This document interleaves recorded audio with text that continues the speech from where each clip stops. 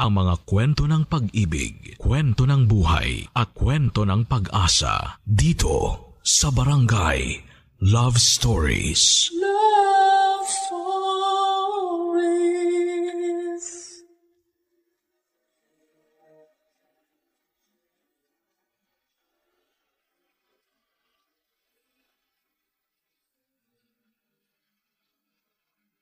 Walang sinuman ang mabubuhay nang hindi kasama ang pamilya. Yun ang sabi ng karamihan. Kaya ang iba sa atin ay sagad kung makapagbigay ng tulong para sa ikagiginhawa ng lahat ng parte nito. Ikaw kabarangay, hanggang saan ang kaya mong isakripisyo para sa pamilya mo? Madalas na umiikot ang malaking parte ng buhay natin sa ating pamilya. Yung iba nga sa atin ay sila ang ginagawang mundo at sa kanila na umiikot at inuubos ang bawat oras ng buhay natin. Pero ang sabi ng iba, ang pagtulong daw, kahit pa sa pamilya ay dapat na may limitasyon. Dahil ang enerhiya at oras ng bawat isa sa atin ay palagi ring may hangganan. Dear Papa Dudut, tawagin niyo na lamang po ako sa pangalang Annalyn, 34 years old at nagtatrabaho bilang supervisor dito sa isang department store sa Batangas.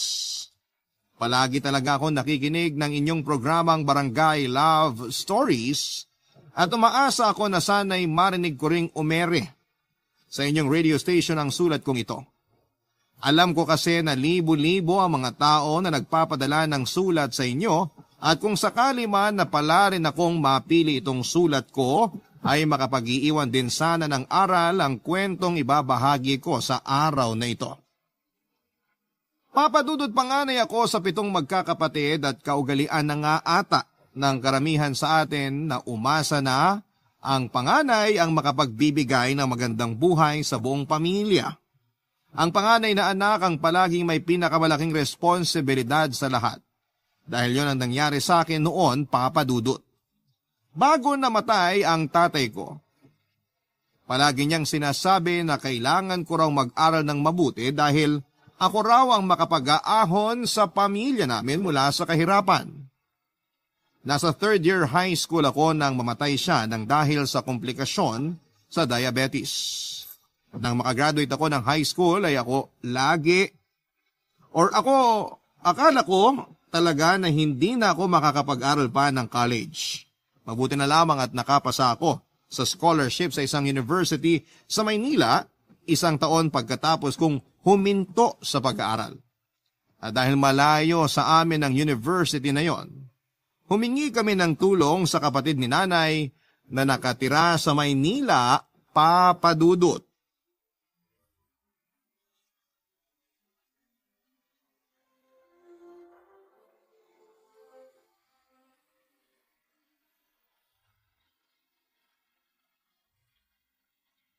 Nay, ang laki po pala ng bahay ni Tita Malu, no? Oo, pinag-ipunan niya talaga na maipagawa ang bahay na to. Wala naman kasi siyang asawa o anak na pwedeng pagkagastusan, kaya binuhos niya na lang sa pagpapaganda ng buhay niya. Ang dami niya nga rin pong appliances dito sa sala. May TV, malaking radyo, aircon, at electric fan pa. Kompleto po talaga lahat. Tsaka nakita niyo po yung refrigerator dun sa may kusina kanina? Ang laki po, Nay. Sigurado po ako na maraming laman na pagkain yun. Kaya nga magpapakabait ka dito, ha? Huwag kang magiging pasaway sa Tita Malu mo. Nakakahiya sa kanya kasi makikitira ka dito sa malaking bahay niya. Huwag po kayong mag-alala. Kasi alam niyo naman po kung gaano ako kasipag pagdating sa mga gawaing bahay. Nandito na ang merienda niyo ni Annalyn, ate. Pasensya na at medyo natagalan ako sa pag-iinit nitong ginataang bilo-bilo sa katuron. Ayos lang, Malu. Hindi ka na nga dapat nag-abala pa kasi aalis din naman ako kagad. Hindi naman pwede yun kasi minsan ka na nga lang pumunta dito sa bahay ko eh. Hinatid ko lang naman kasi talaga si Annalyn dito. Uuwi rin kagad ako sa bahay namin. Kumain ka muna. Kasi niluto ko pa talaga kaninang umaga tong ginataang bilo-bilo para sa merienda natin ngayon. Ikaw din, Annalyn. Kumuha ka na dito ng mangkok mo. Opo, Tita Malu. Salamat po. Ay ate, Nakahanda na rin yung iuwi mo na pagkain para sa ibang anak mo. Iniwan ko muna sa kusina. Kukunin ko na lang mamaya kapag aalis ka na. Ay, ang bait mo talaga, Malu. Salamat ha. Naku, wala yun. Hindi naman mahirap lutuin ang bilo-bilo na yan. Hindi lang naman para sa mga hinanda mong pagkain. Salamat kasi pumayag ka na dumito muna si Annalyn sa bahay mo habang nag-aaral siya ng kolehiyo. Ayos lang kasi wala naman akong ibang kasama dito sa bahay. Salamat din kasi ikaw pa talaga ang magbibigay ng allowance sa anak ko para hindi na siya mag-working student. Oo nga po, Tita Malu. Pwede naman po ako mag-working student para hindi ako masyado maging pabigat dito sa inyo. Sino bang may sabi na magiging pabigat ka sa akin? Pamangkin kita kaya kahit paano, obligasyon ko na rin na tulungan ka sa pag-aaral mo. Nahihiya lang po ako kasi mas mapapalaki ang gastos niyo sa akin. Okay lang dahil gusto ko na makapag-focus ka sa pag-aaral mo. At hindi mo magagawa yon kung mahahati ang oras at atensyon mo sa trabaho at pag-aaral. Basta ang gusto ko lang ngayon, pagbutihin mo ang pag-aaral mo sa college, Annalyn. Makakaasa po kayo na yun talaga ang gagawin ko, Tita Malu. Hindi ko po kayo bibiguin ni Nanay. Mabuti naman kung ganon. Basta nandito lang ako para tulungan ka at ibigay ang mga pangangailangan mo para sa kolehiyo. Ay, napakabait mo talaga, Malu. Hindi ka pa rin nagbabago hanggang ngayon. Gusto ko lang bumawi sa'yo. Kasi mula nang mamatay ang mga magulang natin, hindi na tayo masyadong nagkakasama o nagkakausap, ate. Ayos lang, kasi nagkaroon na rin naman tayo ng kanya-kanyang buhay. Kaya nga natutuwa ako na kahit sobrang asensado ka na, hindi ka pa rin nakakalimot na tumulong sa akin o sa iba pa nating kapatid. Salamat, Malu. Salamat talaga. Papa Dudut, hindi talaga ako matalino. Pero masipag at matyaga akong mag-aral kaya nakatapos ako na salutatorya noong high school. Ang nasa isipan ko talaga noon ay kailangan kong makagraduate para makahanap ako ng maayos na trabaho. At kapag may maayos na akong trabaho, mapag-aaral ko na ang mga kapatid ko hanggang sa kolehiyo. Alam ko na yon ang magiging simula ng pagkakaroon namin ng magandang buhay, lahat ay magsisimula sa akin. Kaya naman nagsumikap talaga akong mag-aral at makakuha ng scholarship, Papa Dudut. Kaya lang kahit may academic scholarship na ako, may iba pa rin akong kailangang pagkagastosan na hindi may bibigay ni Nanay dahil maliit ang kinikita niya sa pagbabantay ng tiyangge sa lugar namin. Si Tita Malu na kapatid niya ang naisip niyang pwedeng makatulong sa amin. Matandang dalaga si Tita Malu at wala ring anak. Makikitira ako sa bahay niya at bibigyan niya ako ng allowance kapalit ng pag-aasikaso ko ng mga gawaing bahay. Wala namang problema sa akin yon dahil gusto ko talaga makapagtapos ng pag-aaral ko, Papa Dudut.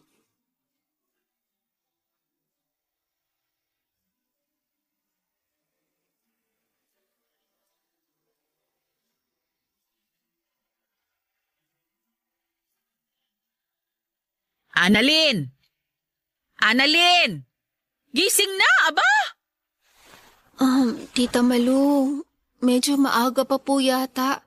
Kasi madilim pa po sa may labas ng bintana. Anong maaga pa? 5:30 na, kaya bumangon ka na dyan. Pwede po bang 6:00 na lang ako bumangon? Medyo napagod din po kasi ako sa biyahe namin ni Nanay kahapon. Ay, hindi pwede!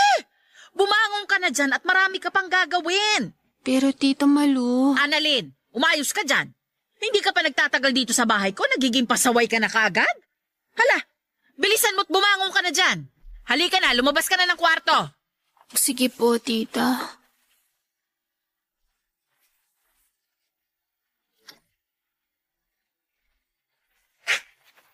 May pandesal at palaman na dyan sa lamesa. Ikaw na lang din na magtimpla ng kape mo. Kasi nakapag-init na rin ako ng tubig. Sige po, Tita. Mabilis ang oras dito sa Maynila, ha? Hindi pwede ang babagal-bagal at tatamad-tamad ka.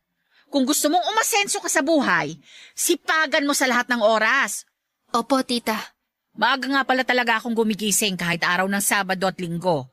Maaga kasi ako nagsisimula na maglinis dito sa bahay, kaya kailangan na masanay ka na. Maaga rin naman po talaga akong gumigising. Talaga? Bakit ang hirap mong gisingin kanina?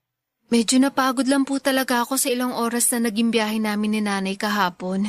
Ang hilig mo talaga magreklamo kahit kailan ano? Tita Malu, hindi naman po ako nagrereklamo. Sinabi ko lang po yung dahilan kung bakit hindi agad ako nakabangon kanina. Ang sabihin mo, sinanay ka lang ng nanay mo na tatamad-tamad ka sa bahay nyo. Naku, Annalyn, sinasabi ko na sa'yo na hindi talaga pwede dito sa pamamahay ko ang katamaran mo na yan. Hindi po ko tamad sa kahit na anong gawaing bahay. At ipapakita ko po yun sa inyo. Patunayan mo, hindi yung puro salita ka lang dyan. Tandaan mo, hindi magiging biro ang mga gagastusin ko sa'yo. Kaya ayusin mo ang pagkilos dito sa bahay ko. Opo, tita. Puro ka opo-opo dyan. Hindi mo pa nga binibilisan ang pagkilos mo? Nakita mo naman kung gaano kalaki ang bahay ko, di ba? At napakaselan ko pagdating sa mga dumi o alikabok dito. Siguraduhin mo na kapag sinabi mong tapos ka ng maglinis, malinis talaga ang bawat sulok ng bahay na to. Dahil kapag nakakita ako ng dumi o magulong gamit dito, ilang araw ko talaga mag-uulam ng alikabok dahil sa kapalpakan mo. Huwag po kayong mag-alala, tita. Sanay po talaga ako sa kahit na anong gawaing bahay. Kaya maaasahan niyo po ako. Ay, patunayan mo sa akin lahat yung sinasabi mo. Dahil kapag napatunayan ko na tatamad-tamad ka, makakatikim ka ng tamang pagdidisiplina sa akin. Tandaan mo yan, Annalyn. Papa Dudut, hindi ko talaga gaanong kilala si Tita Malu kasi kapag may konting pagtitipon sa bahay kagaya ng fiesta, ay hindi siya nagpupunta para makihalubilo sa amin. May ilang beses ko lamang siyang nakita noon bago ako makitira sa kanya. Madalas ko lamang naririnig ang mga kwento tungkol sa kanya. Nasa kanilang 4 na magkakapatid ni nanay si Tita Malu ang pinaka-successful dahil ito lang ang nakapagtapos ng pag-aaral at nakakuha ng maayos na trabaho. Noong nabubuhay pa si Tatay Papa Dudut ay madalas niya rin pong binibida sa akin ang kapatid ni nanay na si Tita Malu, na kapag nakatapos raw ako ng pag-aaral ay magiging kagaya raw ako nito, na magkakaroon ng maayos na trabaho at magandang buhay. Kasunod daw noon ay maibibigay ko na sa kanila ang magaan na pamumuhay na pinapangarap nila. Nakikita raw ni Tatay na ako ang magbibigay ng totoong liwanag at saya sa aming pamilya. Totoong nakaka-pressure sa side ko kasi hindi naman ako kagaya ng valedictorian kong kaklase noong elementary at high school, na kahit na hindi gaanong nag-aaral ay palaging nangunguna sa klase. May ilang beses din na from top 2 ay nagiging top 3 or top 4 na lamang ako sa klase namin noong elementary. Kapag nangyayari yon ay nakikita ko ang pagkadismaya sa mukha ng mga magulang ko. Kaya naman ginagawa ko ang lahat para kahit papaano ay makahabol sa mataas na grade sa klase. Tinatako sa isipan ko ang palaging bilin ng mga magulang ko na ako ang magiging tulay para maging mas magaan ang buhay namin noon, Papa Dudut. Barangay Love Stories. Barangay Love Stories. Papa Dudut, nang makagraduate ako noon ng high school at sabihin ni nanay na hindi muna ako makapagkolehiyo dahil hindi niya kaya ang gastusin, ang sabi ko ay gagawa ako ng sarili kong paraan para makapagpatuloy ng pag-aaral. Sa mahigit 1 taon na hindi ako nag-aral noon, tumulong ako sa pinsan ko sa pagtitinda ng mga kakanin at sa mga araw na hindi kami nagtitinda ay sumusubok ako na mag-apply sa mga university na nababalitaan ko na nagpapa-exam para sa scholarship. Hanggang sa makapasa na nga ako ng full academic scholarship sa isa sa mga pinag-examan ko sa munisipyo. Pumunta kasi kami doon sa munisipyo ang ilang mga estudyante at staff mula sa university sa Maynila para magpa-exam sa mga gustong magkaroon ng scholarship. At sa awa naman ng Diyos, ay naipasado ko ang exam at umabot ang score ko para makakuha ng full scholarship. Yun talagang kailangan ko, full scholarship. Ang tanong kaagad noon ni nanay nang sabihin ko sa kanyang tungkol sa pagkapasa ko sa scholarship qualifying exam ay paano raw ang magiging ibang gastusin ko, Papa Dudut. Hindi niya raw kakayanin na maibigay yon, lalo na nga at malayo sa lugar namin ang Maynila. Nalungkot talaga ako noon dahil pakiramdam ko ay hindi sinusuportahan ni nanay ang mga pangarap ko. Ang pangarap ko na makapagtapos ng pag-aaral.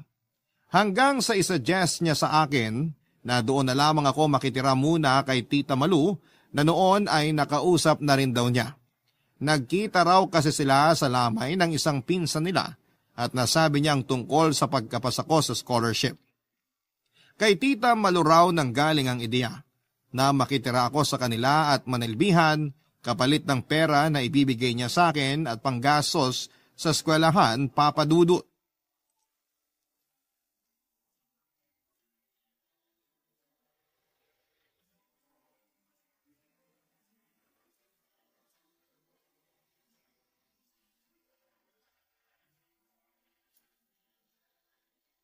Grabe, ang sakit naman sa ulo nitong nire-review ko.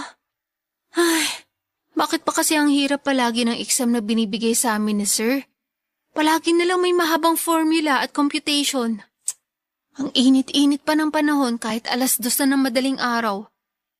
Makapagbukas nga muna ng electric fan.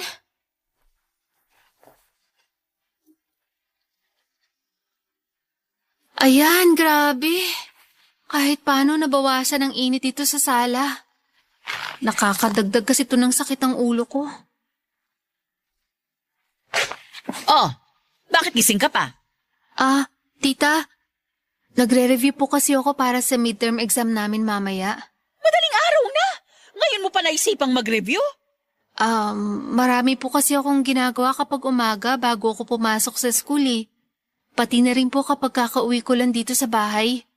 Inuuna ko po lahat ng gawain dito na kailangang asikasuhin. Eh bakit hindi mo ayusin ang schedule ng mga gawain mo dito sa bahay? Para hindi mo na kailangan gumising na maaga at mag-review. Huwag po kayong mag-alala sa akin. Kasi ayos lang naman po sa akin na madaling araw ako nagre-review. Mas nakakatulong nga po yun na mas matandaan ko yung mga inaaral ko. Okay lang po sa akin na magpuyat para sa pagre-review ko. Sino bang may sabi na yan ang inaalala ko?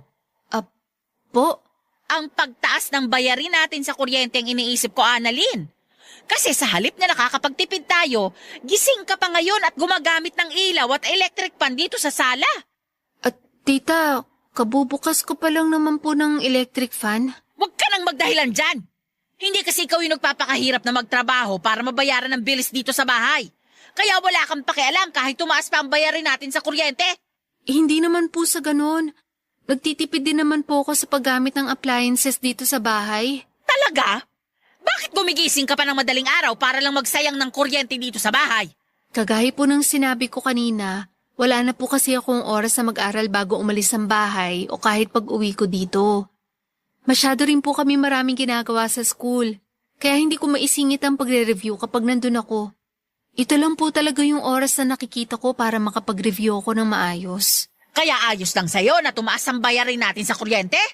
Okay lang sa'yo na ako naman ang mahirapan na magtrabaho para lang mabayaran ang perwisyo na ginagawa mo dito sa bahay ko? Hindi naman po sa ganun. Kasi sa totoo lang... Alam mo, Annalyn, sana makaramdam ka naman ng kahit konting hiya sa akin. Kasi hindi ko pinupulot ang pera na binibigay ko para magamit na allowance mo. Lalo na mga pambayad ng bilis dito sa bahay. Magkusa ka naman sanang magtipid. Hindi yung paulit-ulit ko nalang pinapaalala sa'yo na hindi madali ang buhay. Hindi ka pinanganak na mayaman, kaya hindi ka dapat nagfe-feeling mayaman. Paghirapan mo ang bawat butil ng kanin na kinakain mo, pati na ang bawat paghinga na ginagawa mo dito sa loob ng pamamahay ko. Alam ko naman ang magiging lugar ko sa pamamahay ni Tita Malu, Papa Dudut.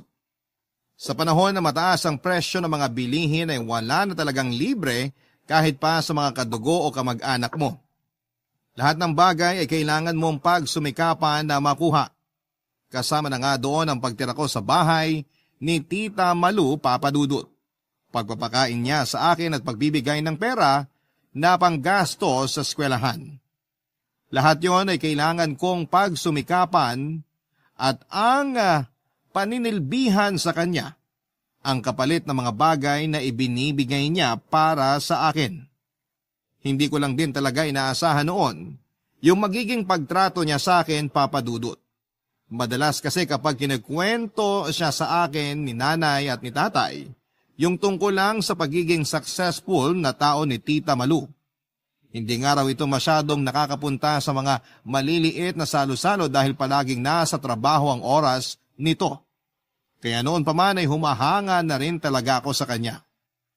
Ang hindi ko alam ay sa kabila ng mga magagandang kwento na napapakinggan ko tungkol sa kanya ay yung ugali na hindi niya madalas na pinapakita sa ibang tao, Papa Dudut, ay meron siya.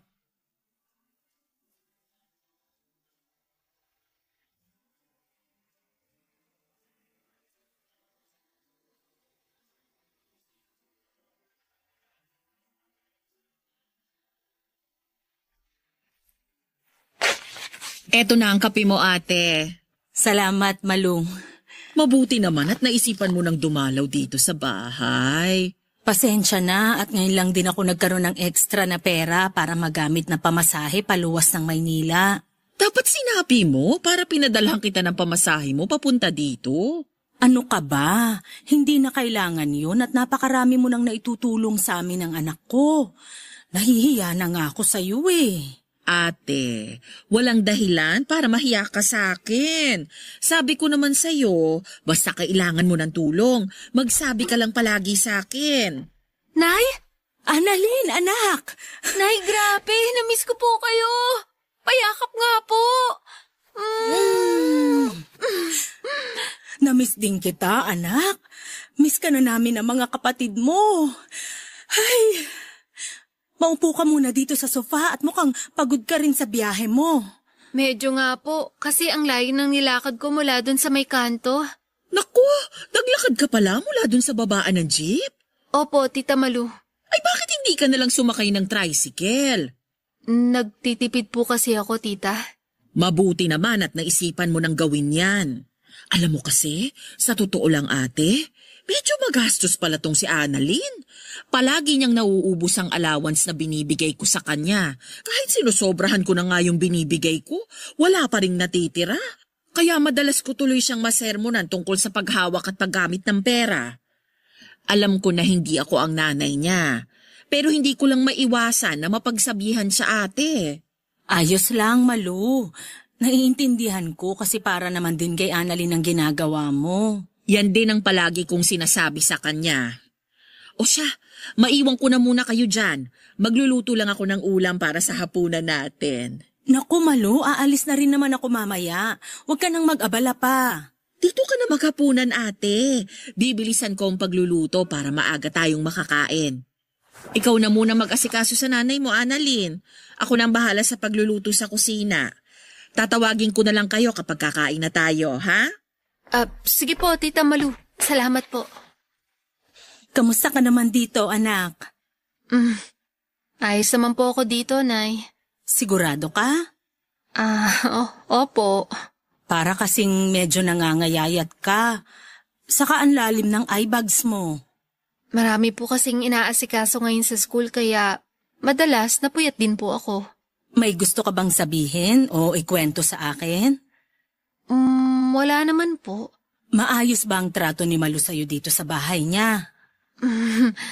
Ayos na ayos lang po ako, Nay. Mabait po siya sa akin tsaka binibigay niya po lahat ng mga kailangan ko sa school. Madalas nga po na sobra talaga yung allowance na binibigay niya sa akin. Kaya maswerte po ako na pinatuloy niya ako dito sa bahay niya. At tinutulungan niya ako pagdating sa ibang gastusin na kailangan para makapag-aral po ako. Papa Dudut, hindi naman ako madalas na sinasaktan ng pisikal o pinagbubuhatan ng kamay ni Tita Malu. Mas madalas pa yung ginagawa niya na pagsigaw sa akin at pagbitaw ng mga masasakit na salita. Pakiramdam ko ay mas masakit pa ang mga salitang yon kesa sa pananakit niya ng pisikal sa akin. Mas nagiiwan yon ng kirot at marka sa akin, lalo na kapag nararamdaman kong isa lamang akong sampid na palamunin sa bahay ni Tita Malu.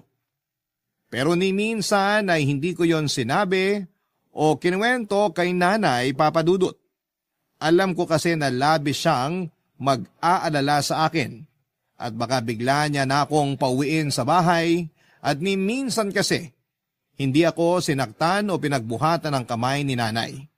Hindi man perpektong ilaw ng aming tahanan si nanay ay sapat na ang pag-aalaga at pagmamahal niya para masabi ko na hindi niya hahayaan na masaktan ako ng ibang tao.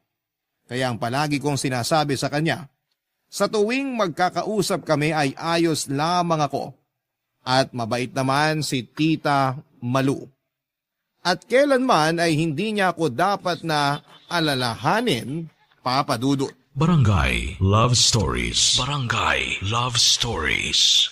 Papa Dudut, sa kabila ng hindi magandang pinagdaanan ko kay Tita Malu, malaki pa rin ang naging pasasalamat ko sa kanya dahil nakatapos ako ng pag-aaral ko. Oo, hindi naging madali ang lahat pero naging daan naman si Tita Malu para matupad ang mga pangarap ko na maitawid ang kolehiyo. Hindi man gaanong naging maayos ang pagtrato niya sa akin, nagpapasalamat pa rin ako na pinatuloy niya ako sa bahay niya at tinulungan sa mga gastusin ko sa pag-aaral. Papa Dudut, umuwi na rin ako noon sa bahay at kagad ding nakahanap ng maayos na trabaho. Literal na ako ang sumalo ng lahat ng responsibilidad at gastusin sa bahay namin. Pinakamabigat na kasama ang pagbabudget ko sa pag-aaral ko sa kolehiyo or pagpapaaral ko sa kolehiyo sa kapatid kong si Alena na sumunod naman sa akin. Wala kasi siyang kahit na anong scholarship na pwedeng makabawas ng tuition fee niya. Pero ganun pa man ay pilit kong ginapang ang pag-aaral niya, kasabay ng ilang gastusin sa bahay dahil umaasa ako na kapag nairaos ko ang mga gastusin sa pag-aaral ni Alena, matutulungan niya ako sa responsibilidad sa pamilya namin, Papa Dudut.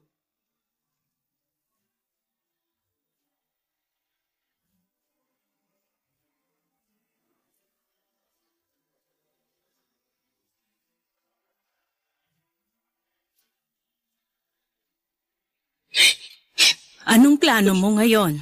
Hindi ko nga po alam, Nay. Kailangan malaman na to ng ate mo habang maaga pa. Natatakot po ako, Nay. Alam ko. Pero hindi mo pwedeng itago sa kanya ng matagal ang sitwasyon mo ngayon. Malalaman at malalaman din niya ang ginawa mo, Alena. Ate, Annalyn, ang aga mo naman yatang nakauwi ngayon, anak. Dapat nga po kanina pa ako nakauwi kasi maaga ko natapos yung trabaho ko, Nay. Kaya lang, ang traffic naman po banda dun sa may tulay kasi may banggaan na naman po ng truck at kotse dun. Grabe tuloy yung traffic na mapadaan yung jeep namin dun kanina. Madalas talaga na may nangyayaring aksidente doon. Ay, sandali nga lang at ipagtitimpla kita ng kape mo. ako na po magtitimpla ng kape, Nay. Ako na. Samahan mo na lang dyan ang ate mo, Alena. Sige po, Nay. Akala ko gabi pa ang tapos ng klase mo kapag ganitong Biyernes, Alena. Ate, nag-text sa isang kaklase ko yung professor namin para sabihin na hindi siya makakapasok sa klase namin mamaya. Kaya umuwi na lang din ako ng maaga dito sa bahay. Mabuti naman kung ganun. Anong ibig mong sabihin na mabuti naman, Ate Annalyn?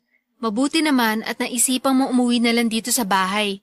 Kesa maglakwatsa ka pa sa labas kasama ng ibang kaibigan o kaklase mo. Sa panahon kasi ngayon, mahirap na talaga magtiwala sa mga taong nakapaligid sa'yo. Kasi hindi mo alam kung anong impluwensya pwede nilang maibigay sa'yo. Baka mamaya, ikapahamak mo pa yung pagsama-sama mo sa mga kaibigan mo kapag niyaya ka nilang lumabas o tumambay sa kung saan. Oh, eto na ang kape mo, Annalyn. Salamat po, Nay. Bakit pala hindi ka na nagsalita, Alena?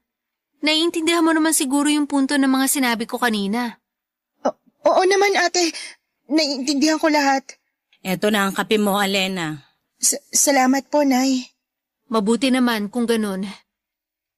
Ay, tikman ko nga muna tong kape na tinimpla ni Nanay.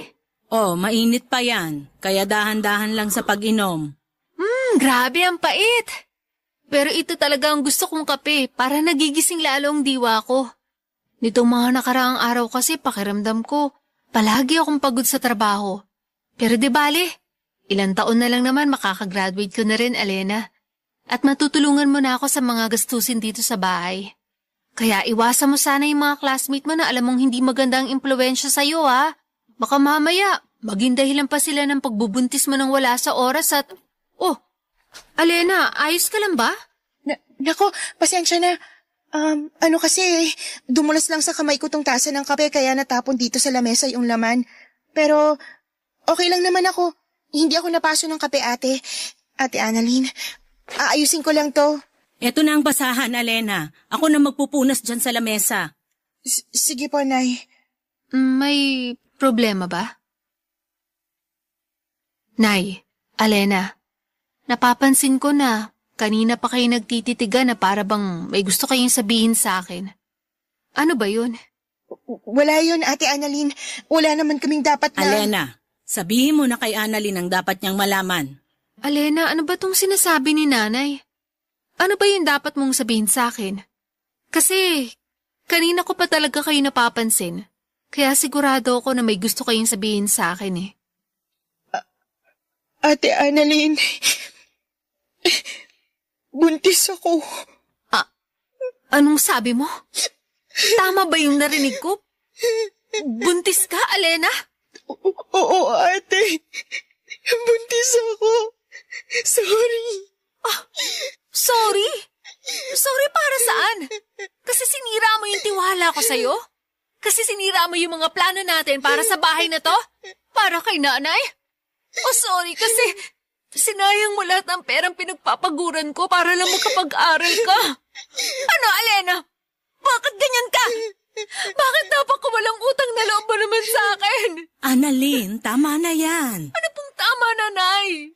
Bakit ako ang sinasaway niyo? Bakit hindi yung kapatid ko? Nandyan na yung bata sa tiyan niya. Hindi na natin mababago na buntis ang kapatid mo. Ay na nga po, Nay. Bakit parang hindi niyo man lang sinubukan na pigilan siya sa kalandian na ginagawa niya? Sabi ng tama na, Annalyn. Huwag mo nang pagsalitaan ng ganyan ang kapatid mo. Ay naman po talaga ang totoo na eh. Wala nang ibang gagawin si Alena kung hindi ang pagbutihin ng pag-aaral niya. Pero lumandi pa siya at nagpabuntis sa kung sino lang lalaki. Samantalang ako nun, wala akong inatupag kundi pag-aaral ko at paninilbihan kay Tita Malu. Sa bagay, hindi niya rin naman po alam kung anong pasakit ang pinagdaanan ko sa kamay ni Tita. Ha? Sinasaktan ka ba ng Tita Malu mo? Opo, at hindi lang yon. Palagi niya pa ako minumura at sinusumbat sa akin lahat ng mga ginagastos niya para sa akin. Tiniis ko lahat yun.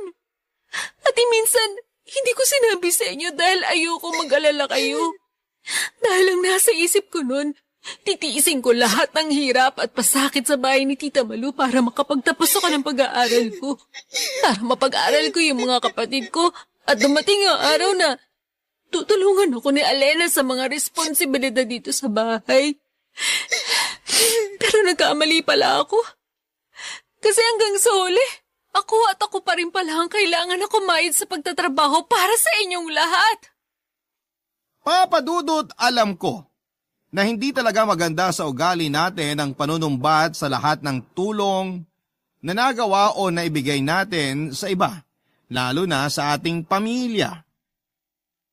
Pero kasi ng mga oras na yon ay pakiramdam ko ay masyado nang nasagad ang pagtulong na ginagawa ko para sa kanila.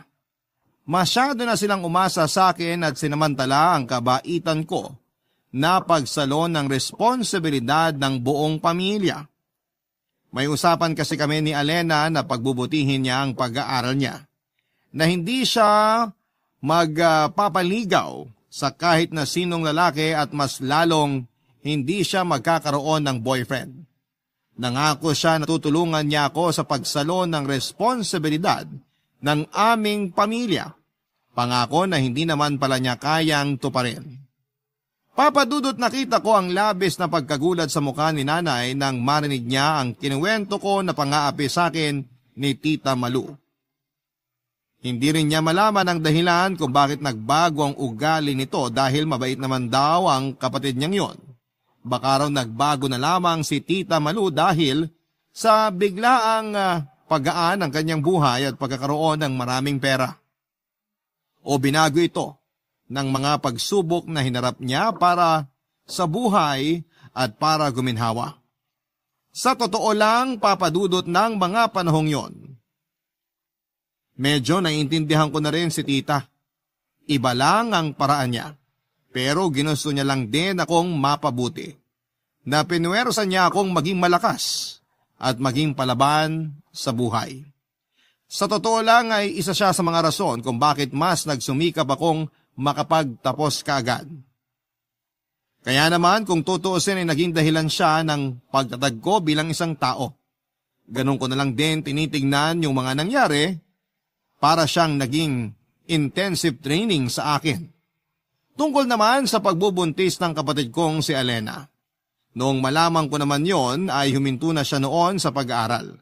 Naging maselan kasi ang kalagayan niya at ang masama pa doon ay hindi na nagpakita ang lalaking nakabuntis sa kanya. Kaya naman ang nangyari, ako na naman ang gumastos ng lahat ng gastusin kasama na ang mga check-up at gamot na kailangan sa pagbubuntis niya. Sobrang sama ng loob ko noon kaya halos hindi ko siya kinakausap hanggang sa makapanganak na ang kapatid ko. Nagawa ko lang dalawin siya 2 araw pagkatapos niyang manganak, Papa Dudut.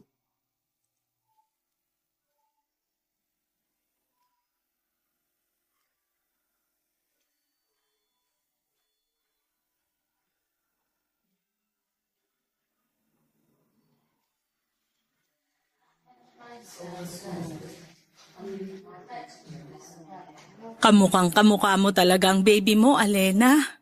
Lalo na kapag ganyan na mahimbing ang tulog niya. Oo nga po, Nay. Mula sa mata, ilong, labi, hanggang sa maputing kutis ni baby. Namana niya sa akin lahat. Mabuti na lang talaga dahil sigurado ko na lalaking maganda ang baby mo. Lalaki siyang maganda at mabuting tao. Ate Annalyn. Kumusta ka na, Alena? Ayos naman, ate. Pasensya ka na kung ngayon lang ako nakadalaw dito sa ospital. Nag-overtime pa kasi ako sa trabaho ko. Okay lang. Naiintindihan ko. Hindi ka ba nahirapan sa panganganak mo? Hindi naman, ate. Ang sabi ng doktor, nakakabilib daw ako kasi hindi ako kagaya ng ibang naging pasyente nila na inabot pa ng ilang oras sa pagle-labor. Mabuti naman. Anak, tingnan mo ang baby ni Alena na karga niya. Kamukhang-kamukha ng kapatid mo. Oo nga, ate. Lapit ka pa ng konti dito sa tabi ko para mas makita mo si baby. Hindi ba siya magigising kapag lumapit ako dyan? Hindi, Annalyn. Mahimbing ang tulog ni baby kaya hindi kagad siya magigising.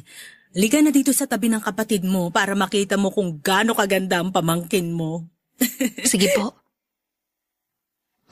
Oo nga. Kopyang-kopya niya ang mukha mo, Alena. Ganyan na ganyan din ang mukha ng kapatid mo nung pinanganak ko siya. Kamukha niya nga po yung mga baby picture ni Alena, Nay. Ang taba ng pisngi. Tapos, namumula pa. Kaya hindi may pagkakailang akong nanay niya. Mabuti na lang talaga at hindi ka nahirapan sa panganganak sa baby mo, Alena. Yung iba kasi, di ba, kapag first time nila manganak, nahihirapan talaga sila.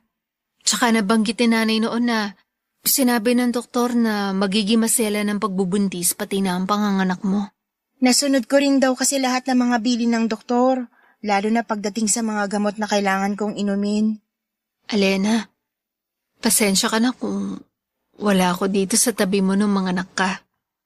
2 araw pa ang lumipas bago kita nadalaw dito sa ospital. Ayos lang, ate. Naiintindihan ko yun. Sorry talaga. Sorry kung naging pabigat ako na kapatid sa'yo tapos nagdagdag pa ako ng panibagong pabigat sa buhay mo. Hindi totoo yan.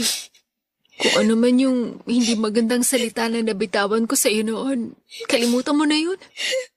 Hindi ko naman kasi talaga dapat na sinumbat sa inyo lahat ng sakripisyong nagawa ko. Pamilya tayo.